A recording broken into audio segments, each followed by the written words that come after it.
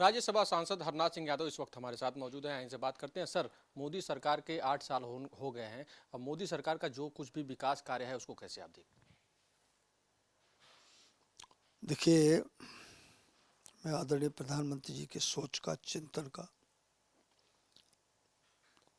और विकास के मॉडल का, उनका जो विकास का मॉडल है उसका अभिनंदन करता हूँ।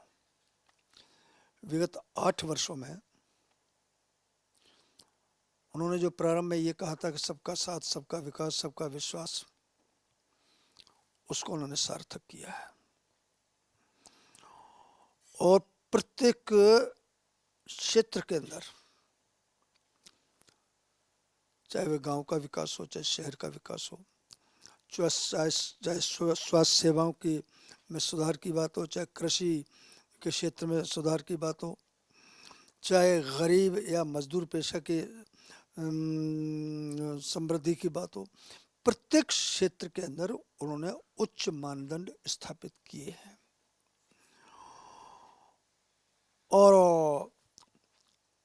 उसी का परिणाम है कि 2014 से पहले जो लोगों के अंदर ये निराशा का भाव था, कुंठा का भाव था कि अब कुछ हो नहीं सकता, लोग ऐसा सोचते थे।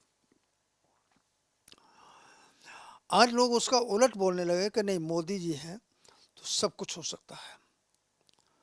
और लोगों को लगता है कि देश समृद्धि की ओर, दुनिया के मंच पर मान सम्मान, स्वाभिमान युक्त भारत बनाने की ओर देश चल पड़ा है। और एक नहीं, अनेक उदाहरण हैं जिसमें दुनिया के लोग जो हैं आज हिंदुस्तान का लोहा मान रहे हैं।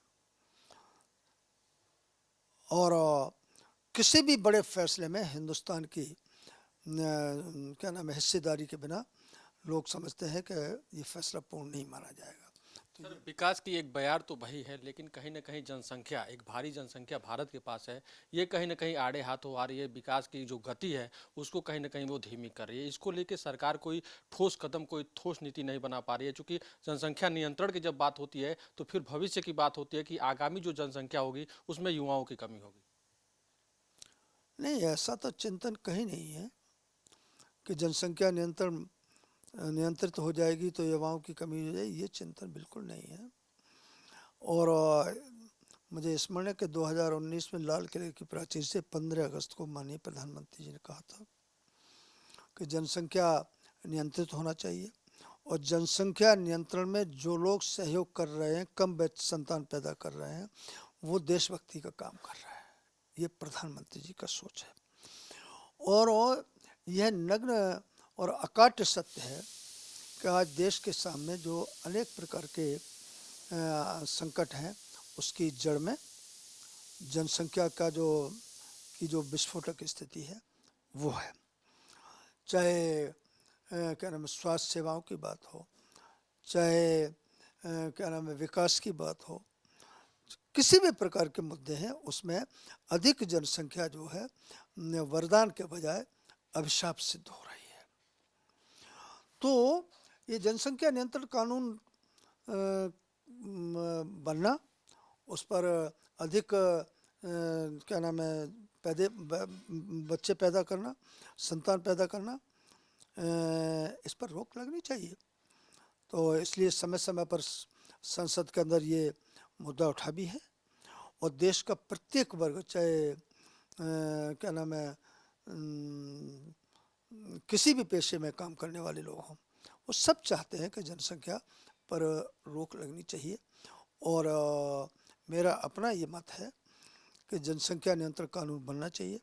दो से अधिक बच्चे, अधिक से अधिक 2 बच्चे पैदा करने का प्रावधान होना चाहिए।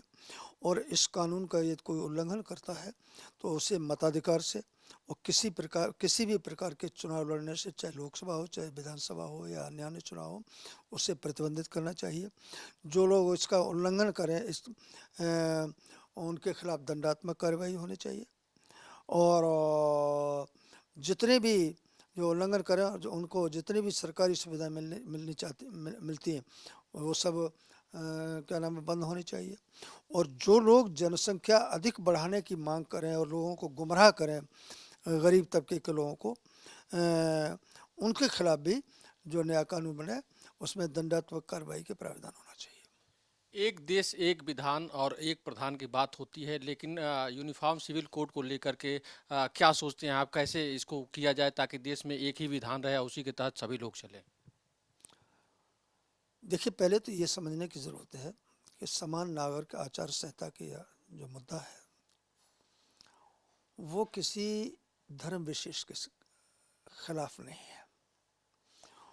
उसमें कहीं जो उपासना पद्धति है उसमें बदलाव की दूर दूर तक कोई बात नहीं है।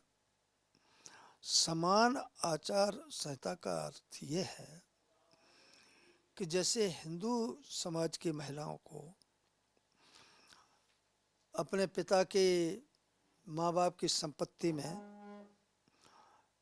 हिस्सा मिलने का अधिकार है, वो मुस्लिम समाज के लोगों को मिलना चाहिए। विवाह विच्छेद के बाद जो संपत्ति में जो जिस तरीके से उनको हिंदुओं को हिंदू माता बहनों को हिस्सा मिलता है उनको भी मिलना चाहिए। इसमें धार्मिक भावना कहाँ आड़ेस आ गई? हाँ, ये कुछ लोग हैं जो देश को बहबूदी को, देश की प्रतिष्ठा को, देश की जो समस्याएं हैं उनको हल करने के खिलाफ हैं। वो देश को तोड़ना चाहते हैं, देश को बर्बाद करना चाहते हैं। वो इस प्रकार की अनर्गल बात करते हैं, जनता को गुमराह करना चाहते हैं। एक आखिरी सवाल। भारत की राष्ट्रभाषा हिंदी है, लेकिन देखा जाए तो जो बड़ी संस्थाएं हैं उनमें अंग्रेजी में कार्य होते हैं। इसको लेकर के आप क्या सोचते हैं, क्या कहेंगे? देखिए, आज़ादी के बाद जो संविधान सभा में राजभाषा अधिनियम, राजभाषा वो भाषा को लेकर के जो चर्चा हुई उस समय बाबा साहब अम्बेडकर जी और अन्य जो सभा के सदस्य उनकी बात मान ली जाती तो आज अंग्रेजी जो है, जो गुलामी की भाषा है और गुलामी का प्रतीक है, ये कहीं नहीं दिखाई देता। तो राजभाषा जो हिंदी भाषा है वो कामकाज की, सरकारी कामकाज की, संपर्क की भाषा बननी चाहिए। ये पूरा देश जो है, देश के बड़े अधिकांश लोग जो है इसे स्वीकार करते हैं। एक आध प्रदेश है जहाँ पर लोगों ने अपने राजनीतिक हितों को लेकर के हिंदी का के प्रति जो है खड़ा किया हुआ है।